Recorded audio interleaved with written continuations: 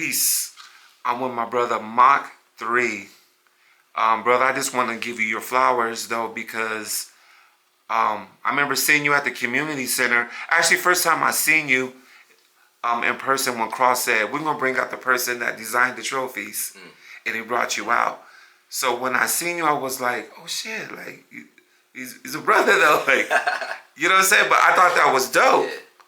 So that was like kind of like my first glimpse of seeing you, you know, like who you was in the person. And I started noticing like the statues. And to me, I thought that was very dope that you even kept it, B-boy, you know what I'm saying? Because a lot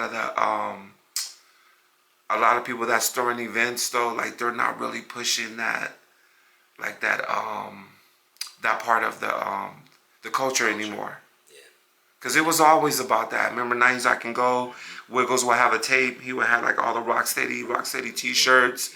He had the Zulu medallions. You know, they had the subway trains. You know what I'm saying? They had the little B-boy action figures. Yeah. And that was dope. Yeah. Because you physically can pick up something and you can bring it home. And it reminds you, like even when I went to Speedy D's house and he was telling me, he's like, yo, my brother Mark did that. I was like, yo, I break with him all the time. Yeah, I saw that. That was dope. Yeah. Yeah. I kind of did that because kind of like what you were just saying. Like I literally watched. I stepped away from breaking a little bit. Like I wasn't training. Every now and then I get down, but I wasn't a part of the community or nothing like that. And I started kind of slowly getting back into it. I was doing battle wire. I was creating an app, and I was just like seeing who was who, what was what. And I saw all these gyms, and I was kind of getting upset at these trophies they were given because I was just like, yo, these trophies look crazy. Like there was one trophy in particular I was just like, okay, I got to do something. And when I was young, the idea of making a trophy with a B-boy, I had it in my mind for a long time. I didn't come up with that. At a Speedy jam, actually, Speedy D, he used to throw all the jams when I was young. Battle of the Boroughs? Nah, it wasn't a Battle of the Boroughs. It was just a jam at LPAC that he threw. He would throw jams every couple months. So it was constant. He was always throwing an event. This is in the Bronx? In the Bronx, yeah. Yeah, at the LPAC. It's where he had a jam recently. I can't remember the name. Okay. But he gave away a trophy. I remember Kid Quick won it. Kid Quick was my boy and my crewmate at the time. And it was a B-boy. And the B-boy, I think he was doing like a freeze or a head spin or something. And that was like 99 maybe. And that stuck with me. And I was just always like, yo, if I make trophies, it's going to be something like that. Because I got a lot of trophies too coming up. And they were all gymnastics trophies. And I don't have none of them because I didn't care about them. You know what I'm saying? And so, yeah, one day I was just like, all right, let me see, how can I do this? How can I make trophies for jams? You know what I mean? And yeah, I just started making trophies, and the first trophy I made was for Speedy. I gave Speedy the first one. That's the one that you saw. Yeah, so... and what year was that? That was I gave him that trophy maybe 2021. I think 2022, around there. I started doing battle wire in 2020. And I experimented with different trophies and stuff like that, but I didn't really give anything out until... when I gave Speedy his trophy. Yeah. Okay. I was going to add to that Radiotron 97, when Style Miss Battle Renegade, Little Caesar had a trophy, and it was a B-boy spinning on his head, and when you twist it, it would turn. That's dope. I think I might have seen something like that. Yeah. Yeah, I think I might have seen something like that. That's so dope.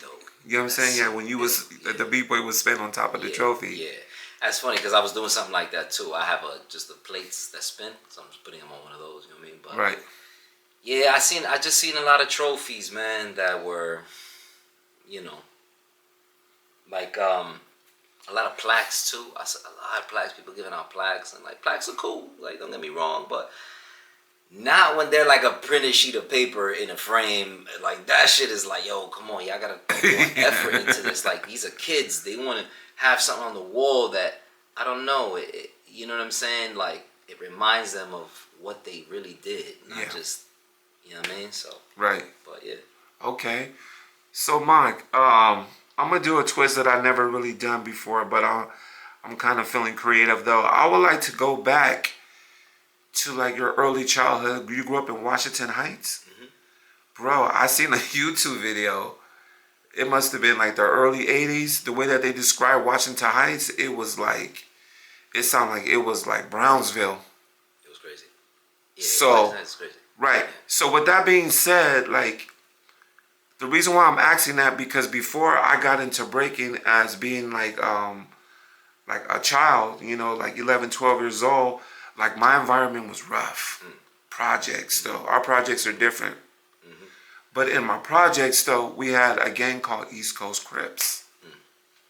And these brothers would stand in front of the apartments and they were smoking weed, but everybody had a burner on them though because in my neighborhood, every other block is a gang. Right. Yeah, There's like 91st Broadway Crips, Yeah. Anthem Park Bloods, Right. East Coast Crips, Carver Park Crips, like Rolling 60s.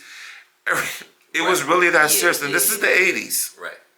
So for yourself, before you got into breaking, what was life like for you growing up in Washington Heights?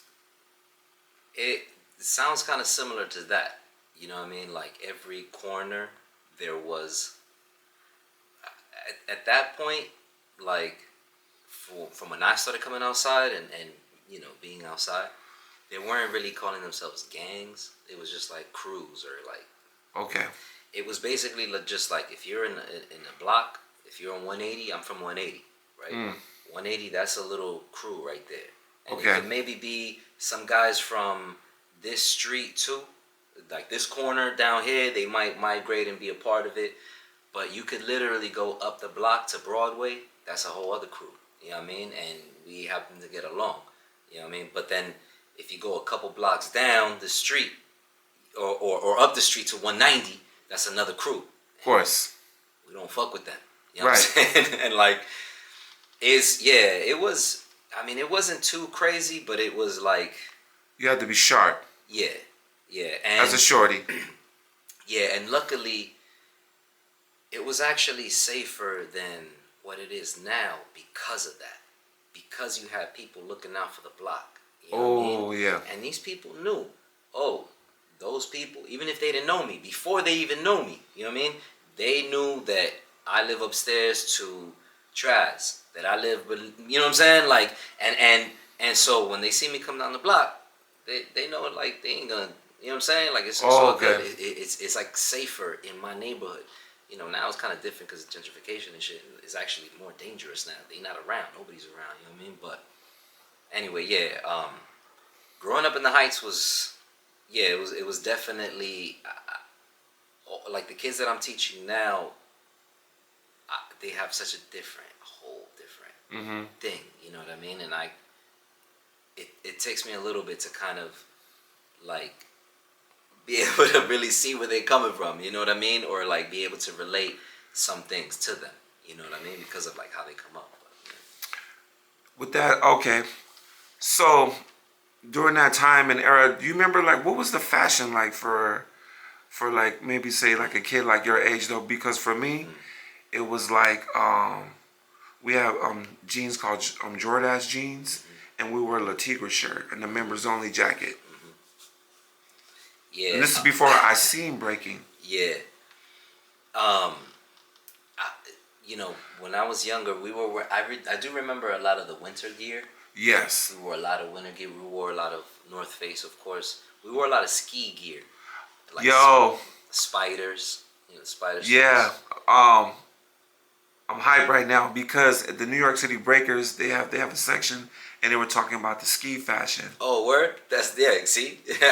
And that was a big deal from what I was reading in the book, what they was explaining, like if you had some ski goggles and the beanie. That's what I was just gonna say next. It's it was like you were futuristic. Yeah.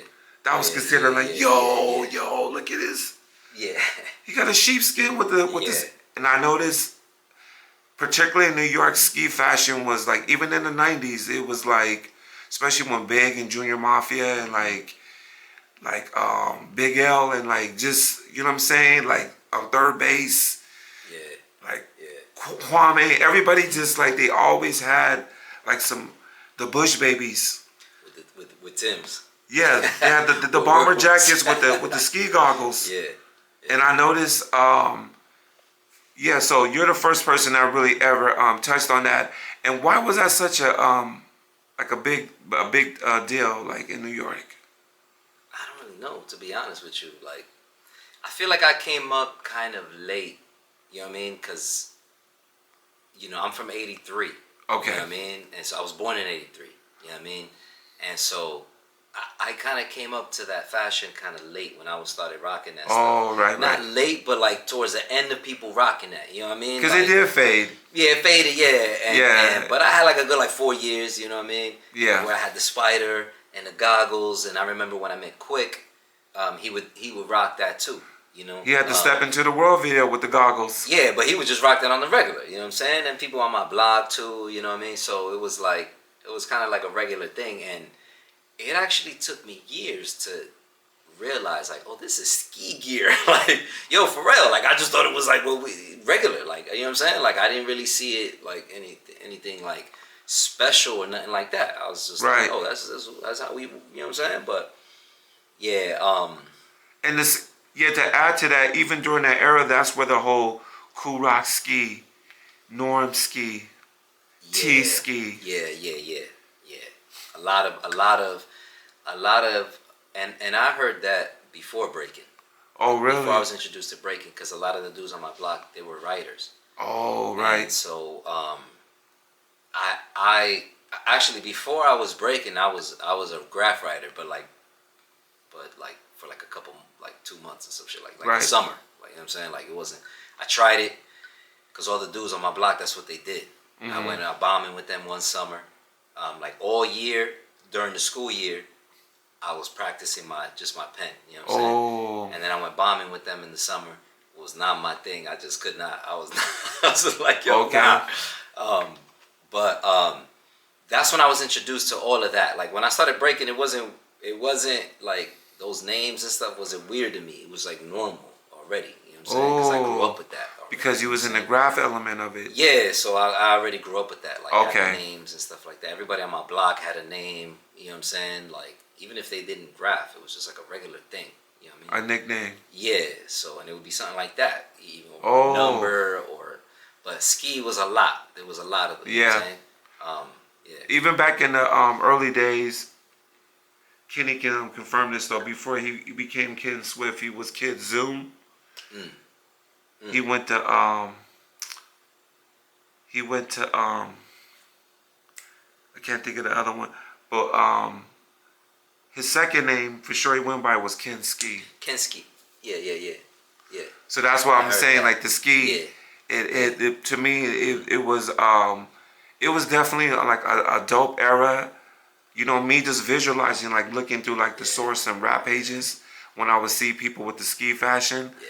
And in California, it's today. It's like 77 degrees. But as a shorty, I wanted to get down with the ski fashion. I did buy some goggles. I went to a place called Peace Sport Shop. Yeah. And I said, "Can I get the ski goggles?" It's like 100 degrees. But I was trying to. That's the thing. I was trying to just be. Yeah. I knew that was B-boy because I seen Lee Right. when he showed up to the party and had the Right. goggles. Oh yeah. Right. Exactly. Yeah. I was like, "Dad, take me to Peace Sport Shop." Yeah. That's dope. Right. Yeah. I just wanted to share that with the B-boy community because me and Mach, we're gonna be touching on a lot of to me it feels like Atlantis. Yeah. Like history that's been buried like in the ocean. But at one point in time, like fashion was everything, bro. Like I remember first time I even got a glimpse of what hip hop was. My cousin Tony, she came with the bomber jacket and the big dookie earrings like salt and pepper. Yeah. And she had the Pumas with the fat laces and she didn't even break. No. That's the thing. And she was a B girl. And she was a B girl. And she was a B. I was explaining that to somebody recently. I can't remember who it was, but it was on. I was just doing a gig, and I was like, "You, just because that person don't break, don't mean that she's not a B girl. I know. She's more a B girl than you. Like she's a, you know what I'm saying? Like, first of all, the word comes from before breaking anyway. So and I'm from '83, born in '83, so I'm not even really the expert to touch on that. But you know what I mean? So it's not. you know, but that fashion, the fat laces, man. I remember, it was so important. I think it was Wiggles. I think it was Wiggles. I was mad young. I went to a gym. Okay. I had my fat laces on, like I was, you know what I'm saying? Yo, he was laughing at me like hard. He was sitting down and we were talking, and, you know, we talking whatever, and then he goes, "Hold up, one of the laces." You know how like it goes, you gotta go over, under, or one of them went under, and then, you know what I'm saying? I just kind of did it wrong on one. Oh. He was like, "Yo, nah, B, you gotta relace them. Like, you gotta," you know what I mean? And, you know, he was laughing, and I was laughing too, so it wasn't a big deal, you know what I mean? But, like, it made me realize, like... How old were you think back then? Like, how old was I? Yeah, at that time. I was probably like 17. There you go. 17 maybe. I just started, you know what I mean? But it made me realize, like, oh, yeah, you gotta be on point. You know what I'm saying? And I seen a lot of the, like, you know, not for nothing, but at that time when I was growing up, I would see, like, Fable, Wiggles, you know, just certain people come to the jams looking fresh. Yeah. Like, you know what I'm saying? And it was kind of a remnant of that time. Because even in my time, people were kind of, it was, you know, but like, that, it was so important. And yeah, we got to bring that back. I remember seeing Kenny at the B-Boy Summit 3. He had an Adidas hockey jersey with the windbreakers. Oh, yeah. Yeah. And then he had the gazelles. Yeah, I know. Yeah. And he had the Adidas headband. I watched that footage a lot. Yo. Yeah. I thought he was Captain America. Like, honestly, I got starstruck. Because I was like, how's he, from the shoes to the bandana? And then when not only when he did his footwork, he went out like 1,000,000 times. I'm in the front row. Dope, too. Ramond's telling me, watch. I'm going after Flowmaster. I said, why? Because him and Flo battled maybe about 6 months before that. And Flo got him. So he wanted a revenge. And that's the reason why that battle got set off. Remind went to the B-Boy Summit looking for Flowmaster. Flowmaster's down with Rocksteady. Right. So it was going to happen either way. That's crazy. Right. Yeah. So yeah, B-Boy fashion, just being honest, when it comes to like black culture, it was, brothers was B-Boys just on my blocks. They used to just have the gazelles. They would have like the leather like Kangos. They had like just the four-finger rings, and they just had like the suede Pumas. But these were just like just around the way. That was just our fashion. It's the 80s, like whatever, even the 90s. 90s had a certain fashion called Kanai, cross color, rock-aware, woo-wear. Right. I love that era though too though, bro. I want to definitely touch on the 90s era.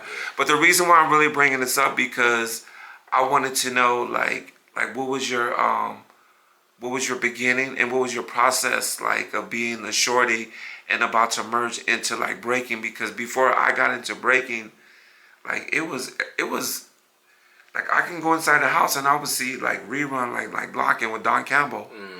You know, and my grandmother like had cornbread like in the oven. I can smell the cornbread.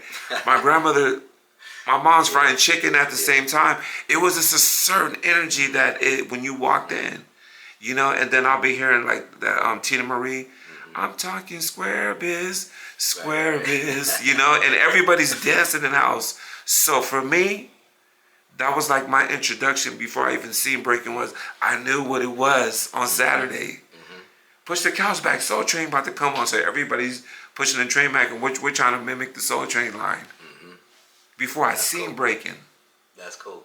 You know, and I never really explained that, but I'm going to be telling my story though too, but I just feel like, especially being a person of color, like we have a different path and we just have a different, I think we get more of the organic and like we get all the fresh, you know what I'm saying? The fresh information, the fresh fashion. Everybody I seen that like took fashion to the next level, it was always the brothers though.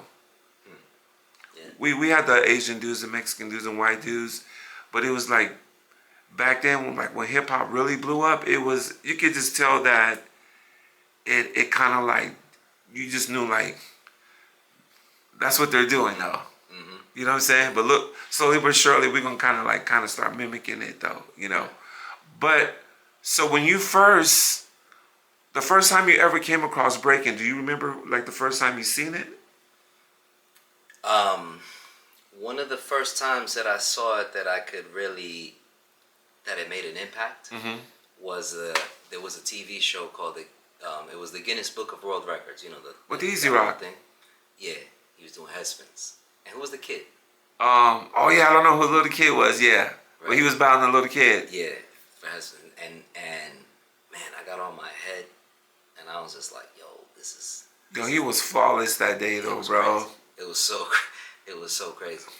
But I didn't really get a chance to get into it because I didn't find it. I didn't, and you know, my life at that time too was kind of crazy. You know what I'm saying? Okay. So, but eventually, it kind of just kept coming back somehow. You know what I mean? And my cousin, really, it was my cousin. He just showed me like how to do a wave in the living room one time. Okay. He was showing me like, The wave. Yeah, I was a b-boy and it was Crash, and I was like, oh word. Like, and I think it's because I think I must have saw it again, and I was telling him like, oh yeah, I want to like learn about it or whatever. But even then, you know what I'm saying, there was really nothing that he could show me. And eventually, I just found it organically. Like I was in a after school program. It was like a summer work program, but we weren't even working. It was just like a auditorium of kids, and we were getting paid to work, but we weren't actually working. It was like some weird thing, and kids was just breaking. There was some kids, and they didn't really know how to break too much, but they had like some 6 steps and stuff like that, and we just all started teaching each other. Like the second day, I was starting to teach other people, but the first day I was watching, I was learning. I learned the 6 step. I went home. I worked on the 6 step all night. I came back the next day. I was doing it fast. They were like, "Yo, I didn't know you knew how to break like that." I was like, "Nah, I just fucking learned that shit last night." You know what I'm saying? Oh, okay. And that was my real first like introduction to breaking. It was then, yeah. Then it went on. The story goes on. Like I went back to my cousin. He, the one that taught me the wave, he randomly had a videotape, and it was Summit '99. Oh, he had that? And no, it wasn't Summit '99. It was Prime '97. It was Prime '97. The one with Zulu Grandma and the Speedy Ladies like Jiggy Jiggy, yes y'all, from the East Coast of LA to Miami. Yeah. So we got that tape. Yeah. And we start passing that tape around. That's when you see Ramon. You won that one. We saw, yeah. What'd you think about his battle when he battled Pee Wee? It was cool. Yeah. Everybody was betting on Pee Wee, bro. Everybody what? Everybody was betting on Pee Wee to get it. I spoke to Pee Wee. He said he got him. He got. Like Ramon got him. Yeah, he got him, man. Yeah, but everybody was like, Street Masters! Yeah. The 97 Pro Am tape got passed around. But even like before that, like, I went back to school. I started school. Okay. Doing the little thing that I knew how to do. And my boy see me, my boy from class, and he's like, yo, you break? And I was like, yeah, I mean, a little bit. I was just randomly doing it, you know what I mean? And he's like, yo, I know some guys that break right by your crib, actually. Like, I'm going to let you know. And I was like, all right, bet, cool. And, yo, the dude called me. And he was like, yo, they're breaking right now. Go check them out. I don't know why he was so adamant about telling me to go over there. So I go over there, and that's when I meet. And at this point, I just have like a 6-step. Like, it's just still really early, you know what I mean? And I meet Flashback, Kid Quick, Geronimo, and a couple other people that didn't continue breaking. Is Flashback from the Bronx? Flashback's from Flashback. I'm pretty certain that he's from like Dykeman, Manhattan, Upper Manhattan. Okay. 190s. I could be wrong, but I think that's where he's from. But I know he spent a lot of time in the Bronx. If he's not from the Bronx, with like Josh and them. You know what I Yeah, yeah, But yeah. so he could very well be from the Bronx or Okay. both or something like that. But that's when I met those cats, and I thought that shit was crazy. Like there was a park right by my house, and these kids were breaking there, and like it was right there this whole time. So I start breaking with them. After like 2 days, they go, "All right, we're gonna go to 165th Street, I think it was. We're gonna battle these other dudes." I'm like, "What you mean? There's another park. These people doing the same thing." They're like, "Yeah, we go." So we go over there, and I'm introduced to these guys. Some of which I seen when I first started breaking at the summer job thing. Some of them were there, and we start battling these dudes. And now, I'm in this one crew. There's another crew over here, and then we hear about this other crew called Living on Concrete. But they were like OGs. They weren't really breaking no more. But that was my introduction to breaking. That was like my first real year in breaking. Can you name what year that might have been? I think that was. I think that was actually that was in 97. 97. 97. It must have been 97. Yeah, and I could call my boy to double check, but I'm pretty sure that was 97 because 99 I was already breaking a little bit. I was doing my thing. I think 97 was a good year for New York because I was getting footage of like I guess Smirk had told me there was a place in the Bronx where they all used to break, like in the 90s. Mauricio showed up. Yeah, that was right before my time. Okay. Well, also when I first started breaking, I wasn't involved in because I was just starting. Oh, you know okay. what I'm saying? So I was breaking in the parks. I was breaking in different places. Then I met Quickstep. I was training with Quick. He was my teacher. Okay. So that's kind of when I stepped into the scene. You know what I mean? And by that time, I just missed all that. I just missed like Maurizio being in town. Yeah, he lived in the Bronx for a while. Stole all the Mach necks. I just missed all that. You know what I'm saying? Yo, that story. Yo, Fable there was like, they was hot over About that what? story though. About what? How they took him to the shop in New York, and he just like he cleaned them out. He cleaned up. It's so crazy because when I met Quick, he's teaching me right. He's teaching me how to break, and I'm like, yo, but where you guys get those shirts? Like you guys all got those shirts, you know what I'm saying? Like, and he's like, oh yeah, he started telling me about them, and it was me and Rockism from New York because he was teaching Rockism at around the same time.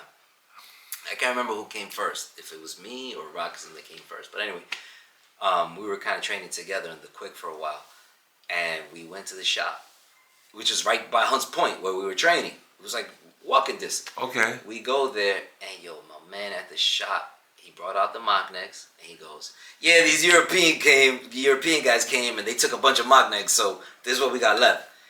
And it was just like, damn, like it really just happened. Like Quick told us that happened. The guy told us that happened. But yeah, I just always remember that. Like we were left with a few mock necks because they came and took them all. But and they made their own, brand or whatever. So it's cool. That story. It's cool. Yeah, that story. I was gonna ask you, did you ever go out to the skate key back in the day? Yeah, the roller rink. Yes. I won a jam there. I won Zulu Anniversary there. Ooh. With I won Zulu Anniversary 2 years. What year's it at? 1 year I won. I got a picture of 1 year. I won it. I got the trophy. I got Speedy, both Speedies, and all kinds of OGs in the picture. I gotta pull it up. I can send it to you. But then the next year it was at the roller rink, and that year I won it with. That wasn't a 1-on-1. They did a 2-on-2, and I won it with Remedy, B-Boy Remedy. Oh. We won that one. I don't have a picture of that one. Is he Asian? He's a black dude. Black dude. Okay. Remedy. Yeah, he was like capoeira type. Oh, okay. Like kind of came Mel a little bit, but not. Yeah. I think they did Alpha Fame at the skate key. Years later. Yeah. I don't know if I was there for that. I don't think I was there for that. Okay. Yeah, I don't think I was there. But I went to a lot of jams there at the skate key. Right. Smaller jams, like I said, the Zulu one. There was other jams there. Every now and then there'll be a jam there. Yeah. I just heard in the '80s that was a big deal too for the Bronx. There was that roller ring right there. Yeah, I didn't know. Yeah. I didn't know. Because of course But it was nice. Like, it was always nice. The floor was dope. Really? The floor was amazing. And the jams would be dark. Like, not dark, but you know what I'm saying? Like, they had, like, the lights going, and it just always, it was a jam. You know, these competitions now are, like, weird. You know what I'm saying? Yeah. Like, they're not really jams. The floor is weird. They put a sticker on the floor. The sticker on the floor is crazy. Yeah. But anyway, yeah. That was dope. Okay. So, the Mach 3, I remember as a kid, my dad would buy the Mach 3 razors. You get the shaving cream with the Mach 3. Mm-hmm. So how did you get the name Mach 3? And what is Mach 3? What's the meaning behind Mach 3? Because Mikey Eyes has a meaning behind it. Right, yeah, no, it has to. They gave me that name literally for a reason. It has to. Yeah, right. Absolutely. Yeah, so Quick gave me that name, Quickstep. Oh, really? Yeah. And how do you spell it? MACH3. No dash or space. MACH3. Yeah, like Mach speed. Like Mach speed. Okay. I mean? Like, so there's like a bunch of reasons for my name, which is a whole other thing, but like I think it's super important that there are reasons for your name and the people that gave you the name. Right. But like Mach speed, you know, my windmills and munch mills were like super fast. My footwork was like super fast. So that's where Mach comes from. Mach 3, the 3 is actually partly because of the razor, and also partly because of track 2. And Quick thought it was funny that track 2 got his name around the time of the Gillette. You know what I'm saying? Oh. And so the Mach 3 was the razor at that time. Right. That Gillette was pushing. You know what I'm saying? Oh, okay. And so, I mean, they did for like years, you know. And so he was like, okay, well, track 2, you know, so you'll be Mach 3. You know what I mean? But I love that. I love that because it's like the fact that my name has anything to do with track 2 is fucking dope. The fact that it's Mach 3, my teacher is Quickstep. Right. Mach, Quick, you know what I'm saying? Right. And then it goes with me. I think my name is like, it's perfect. You know what I'm saying? I was gonna ask you, did you ever hear of a brother in New York? I think his name was Com 3. Com 3, yeah, that was my rival. That shit was crazy. Like, you know, it's not necessarily spelled backwards. It's not the same, but it's like Mach, Com, and yo, we would fucking battle all the time. He would win more than me because of that. Because he was a, you know, big flashy. You know what I'm saying? And like, but he was cool. We were like rivals, but like not like on some real like. Yeah. But I liked his energy. But sometimes a little bit. You know what I mean? I liked his energy back then. You could tell like he was a diehard. Yeah, he was cool. Yeah. Yeah, Com 3. That's why I was saying though, brother. Like that history that you grew up on, like I paid attention to that because I never, like by time like from '91 to where we at right now, like I've been participating with everything. So even when the 2000 scene, I seen everything from Breaks Crew to Stephane's. Oh yeah. Who else? Just a lot of people though. You know what I'm saying? So like that generation, your generation, like I had the tapes already. That's dope. I was getting a lot of underground tapes. I even got the no, I didn't get that tape, but I was getting a lot of 90s footage like from New York though. It was mainly like Rocksteady stuff and Zoo. Yeah, like Zoo anniversaries. You know what I'm saying? But yeah, so Com 3, yeah. I just remember, was he Breaks Crew? Yeah. See? Yeah, he was Breaks Crew. Yeah. I try to, because I remember it was him, Wack, Chino, and Alberto, Too Sweet, yeah, from what I remember. And was Suitcase in it too? I think he got down with them for a little while. Or Yeah, he was around. He was. Yeah, Suitcase. Yeah, I saw him recently. He went to Really? freestyle session. He entered the 40 and up. Yeah, I seen him. Yeah, I was like, oh shit, Suitcase is back. Let's go.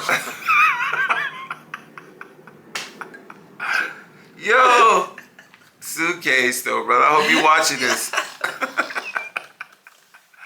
I was just like, his whole, like, you know what I'm saying? I'm looking at the tape. I'm like, yo, that's kind of crazy because he was like real fluid with it. Yeah, that's crazy. Like he could just look at you, like he'll do a dance like while he's like, even though I was like, yo, that's crazy for him. I liked it. Yeah. So shouts out to Suitcase though, brother. My guys, we respect you. Yeah. So the Com 3 and so when was the first time you guys actually battled? Come. And how did that even come about? Was it in a contest or you wanted to know who you was? I couldn't tell you where was the Okay. first time we battled. My memory of that time is actually really poor. Really bad. Oh, okay. Really bad. But I do know that we battled a lot in competitions, often in the final. Often, it would often be the final. And we did battle in ciphers a lot too. There was a time that I was battling Brace Crew a lot. Ooh, yeah. Chino and Too Sweet. I don't even remember what happened. It was me and Skills, Jess Skills, and we would just go at it with them. Anytime we would see them. Oh, really? There was some, like, I feel like we would have beef over nothing. That's the way B-Boys was. But it was just really to let that out, to have an opponent.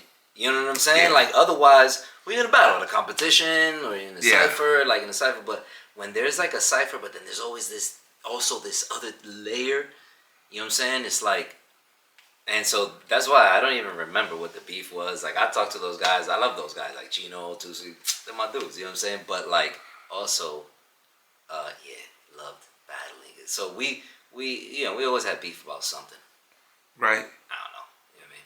So during this time, say like 98, 99, did you start hearing about the West Coast? Like certain people out this way that was making noise?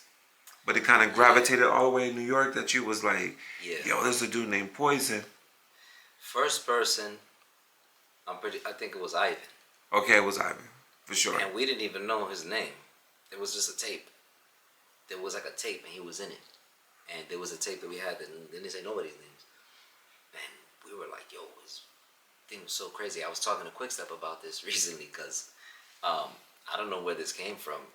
Maybe it was even Washington Heights. I have no idea. But like, we seen Ivan do a whip, like a windmill from like the position, like sitting down. You know what I'm saying? And you whip your leg. Yeah. We never seen that really in New York. Oh, you never seen that? Like, nah, that was new to us. You know what I'm saying? And he did that all the time. Yeah, but he would do that all the time. And I remember, I don't know who exactly, where I heard it from, but I remember hearing it and even calling it myself the California Whip. Oh, okay. Yeah, because I seen it out here.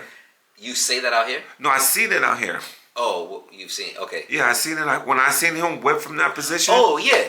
Yeah. So it could be called a California whip. Yeah, no, but according to Quick, he was like, nah, that's not what it's called. That's something, whatever. Okay. But that's what we were just calling it. But that's because we didn't know anything. We didn't have access to, like,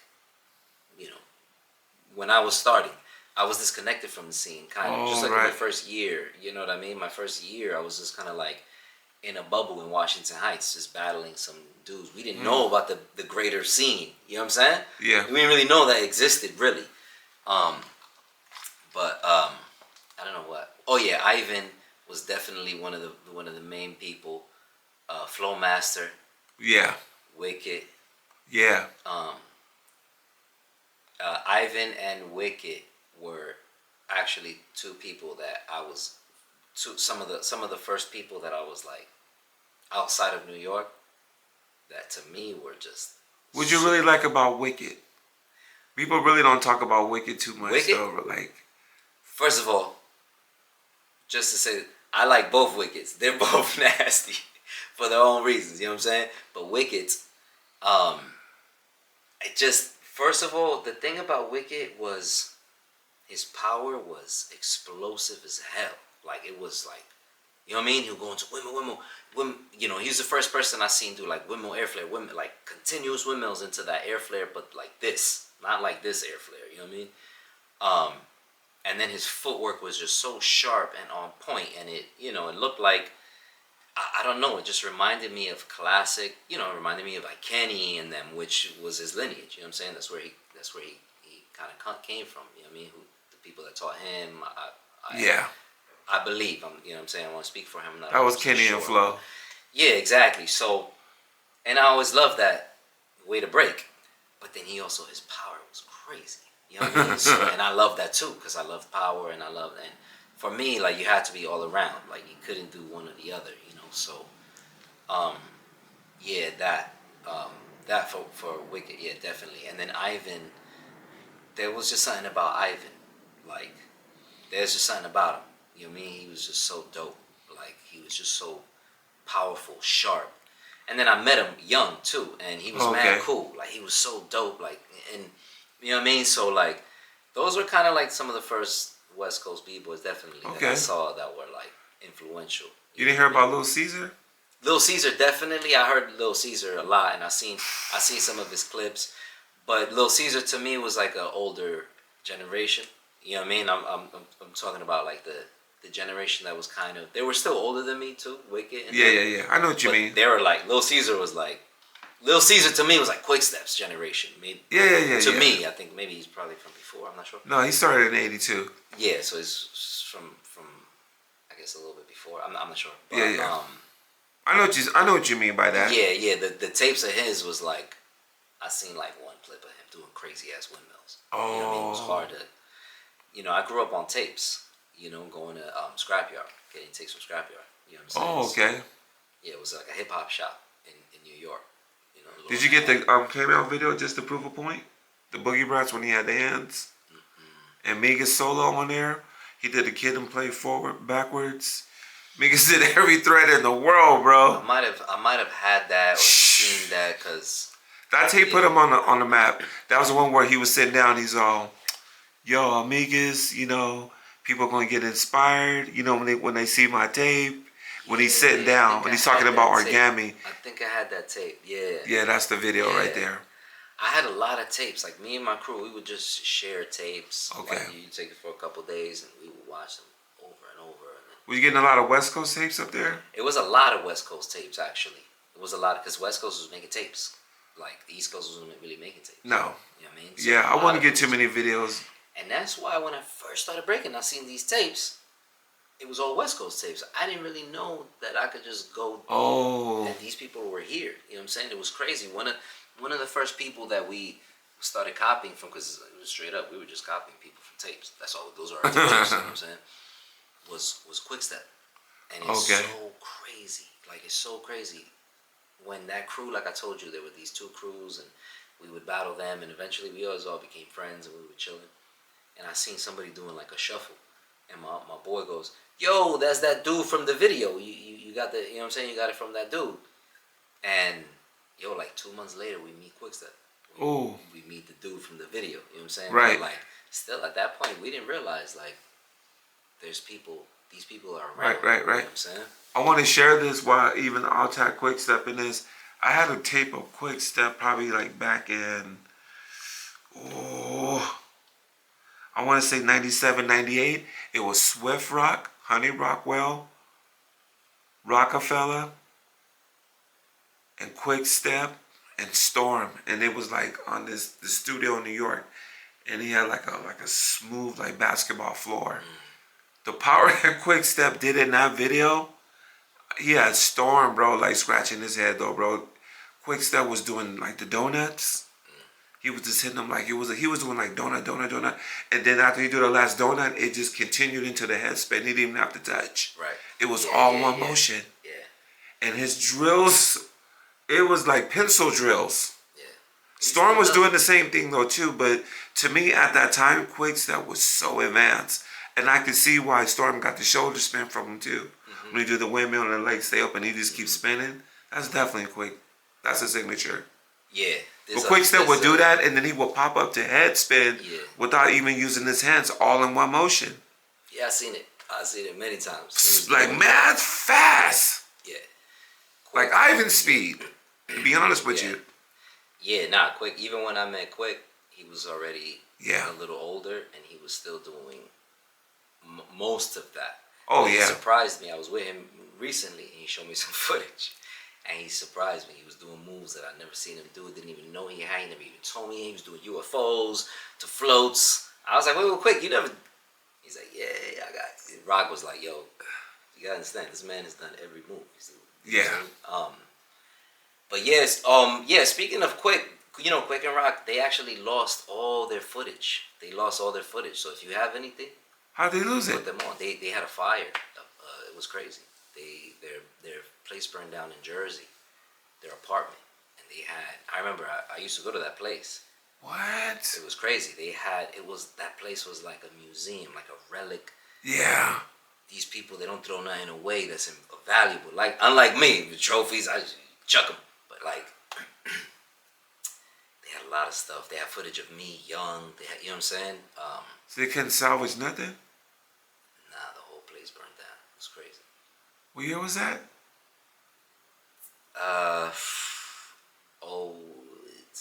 I'm not sure, to be honest. After 08, because that's when I moved here. Okay. So maybe it's 10, 12, 15. I'm not really sure, to be honest with you.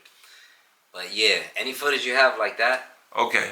Yeah. just share it with them. You know what? Now they don't have anything. right now that you brought that up, I'm definitely gonna put the hunt on that because I think they deserve that because at that time, bro, like honestly, I thought he was an alien. I couldn't believe how he can just windmill the head spin without touching and just go right into a pencil drill. Mm-hmm. And then he would do like honestly like 17 halos like it was nothing, and he had one hand on his waist while he's doing the last like 10. Yeah, and I'm like, who can do halos with one hand on their waist? Bro, I'm gonna tell you, to this day, I was just with him and Wicked for like 2 weeks. Okay. Right? We were training together. Well, we were doing a show, so we were rehearsing, and Quick is showing us the choreography, whatever. But in between, we're doing some little footwork, foundation, and Quick is like, nah, do it like this. Put your boom, boom. And just the details, like, and the knowledge, like, I don't know, it was crazy. Like, you would think, like, yo, I've been breaking for mad years, babe. I took a break for a while, but I've been breaking for mad years. Yes. And it made me feel like, yo, I got so much to learn. Ooh. You know what I'm saying? Like, and I'm talking about, we were doing knee rocks to back CCs, but it's the details, it's the little flows. The details. You know when you watch OG footage, like old school footage, like people from your era, and, you know what I'm Right. saying? And before, like, there's a way that they moved that even in that footage that you're saying of like Quick and them, like they were moving, that's lost today. Oh, you know yeah. what I mean? There was no pausing. It wasn't pausing to stop and then think about like going the other way. It was Emilio. I remember when this came to the Zulu anniversary. It was Emilio, Swift Rock, and Storm. They all wore the Playboy minis. Did you see that footage? This fool did a gorilla spin. He was like this high off the ground. Emilio. Honestly, I didn't know what was going on that tape. That tape right there, like honestly, it was like the sets and the way that they came to New York and they were just killing it in the circle that day. It looked like some super advanced like technology stuff. Yeah. So okay, brother, thank you for that. So I'm gonna ask you though, like we were speaking earlier though, when we were talking about like our feelings like with breaking and the things that we feel that's kind of lost. I want to ask if you can share a few things that you have on your mind that for the newer generation as a positive message for something they can think about to be like, you know what, like I think I'm gonna apply that because I think at this stage where we're at in breaking, it's time for another solution.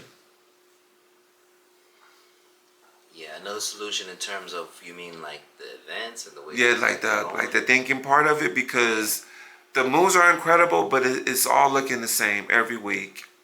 I'm being dead serious, and I love breaking, but I can see the same battle off, whatever Texas, New York. It's the same sets. So like nobody's even excited anymore. If you look at the crowd, Yeah. because they just seen you do that for the last 3 weeks. There's no more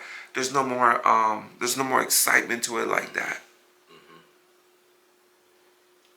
I mean, I could say a lot about that. Like, I think part of it ultimately is that maybe, first of all, maybe breaking is not and is not supposed to be that exciting to a crowd like that. Like maybe it's not, especially when it's not organic, especially when the battle has no feeling.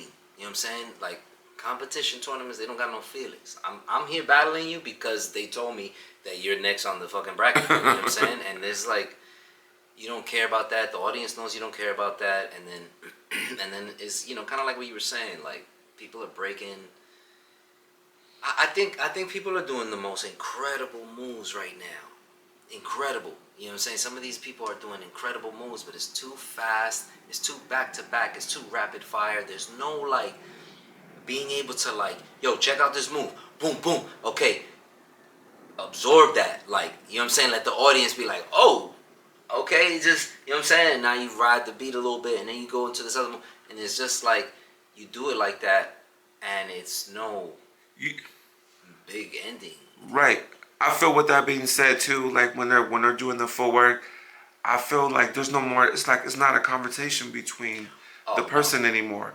No, Back in it, even dead. like you said, if you want to say like everybody was talking to each other.